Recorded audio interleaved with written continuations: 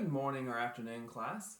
To help you a little bit with the process of transcription translation, I feel like you need a little bit of practice. The more you do it, the easier it gets. So this video is to walk you through how to do the process of transcription to translation to figure out the amino acid that would be used in the sequence to make a protein from both the DNA or, if it's already transcribed, from the RNA. So let me walk you through that a little bit. Also, you'll need your textbook. If you could turn your textbook to page 230. 230. You even have it on the whiteboard. Oh, got some glare. Alright, so let's say that we have a DNA sequence. So starting here with the DNA sequence, my first sequence that is given is TAC, TAC. So what I want to do first is to transcribe it.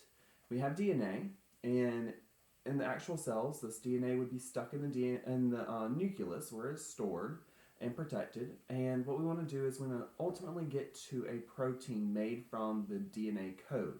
So what we need to do is go from the DNA to RNA, specifically mRNA first. That's transcription. So that T is going to want to bond with A. So I'm going to go ahead on the whiteboard, write A.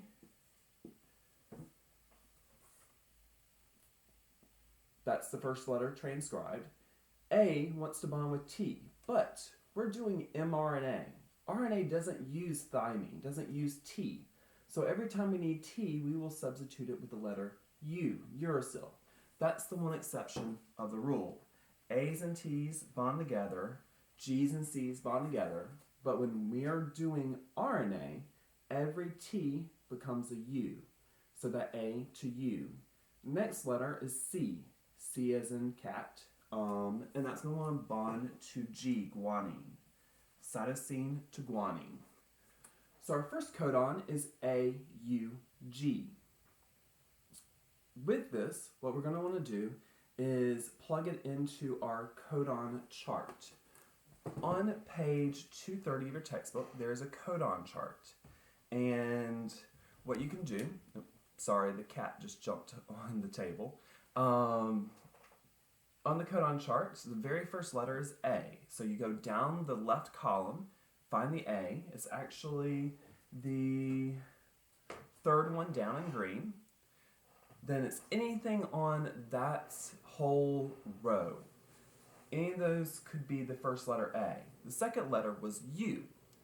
U, you find that at the top. It's in brown, and it's anywhere those two intersect, crisscross.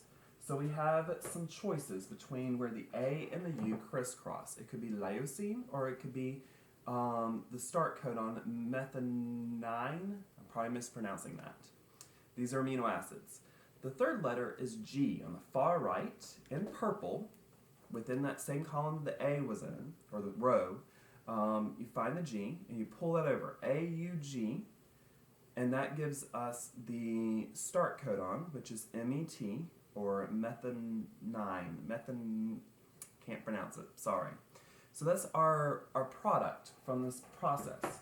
Using this chart is kind of like what translation is inside of our cells. So there's our codon, and we plugged it in for making our amino acid, our very first one. So our first amino acid, I'm going to use the abbreviation, is MET. Done. Let me do the next one real quick. A wants to bond with T, but we're not going to use T, we're going to use U, because every time in RNA T's become U's, the C is going to become a G, and the next C is going to become a G. UGG. We're going to use the codon chart again for this. UGG. Excuse me. UGG. UGG is tryptophan. So TRP is the abbreviation for that amino acid. TRP. Tryptophan. That's for DNA over to our amino acid. With transcription, we transcribe first into RNA, and then we translate it into the amino acid. But what if we're given RNA? Well, if we're given RNA, then we skip the whole transcription part. The RNA that's given will be the mRNA, messenger RNA. So all we have to do is plug this straight into our chart. The first one is GGU.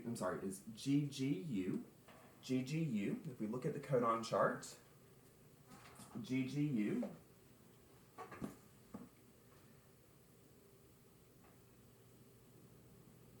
G on the left, G on the top, and then U on the right gives us glycine. So GLY is abbreviation. GLY.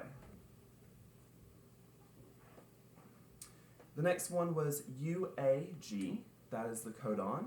So looking at the codon chart, on the left is U. At the top, we're looking for the A.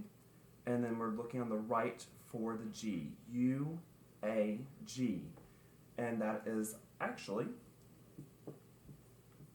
a stop codon. Hopefully you found that on the textbook page. So here's the answers for it. By the way, a stop codon just means that we're done making our protein. No more amino acids will get added. That is the end of the sequence. So at that point, once the ribosome hits the stop codon, it's going to stop adding amino acids and the chain of amino acids will break off. And the chain of amino acids will then need to be folded. What we did was we created a long line of amino acids, and a line is not very useful. Think of it kind of like a thread. A thread is not useful until you weave it around and fold it and create a 3D shape from it. We can go from a thread to a piece of cloth or clothing. That's much more useful, and that's what we want to do in our cells. We want to take that chain of proteins, or chain of amino acids that form a protein, and give it a shape to become a pump, channel, an enzyme, a fiber, something that is more useful. I'm going to attach with this video some practice with some DNA sequences and also some RNA sequence. So then I can check to see if you understand how to do this.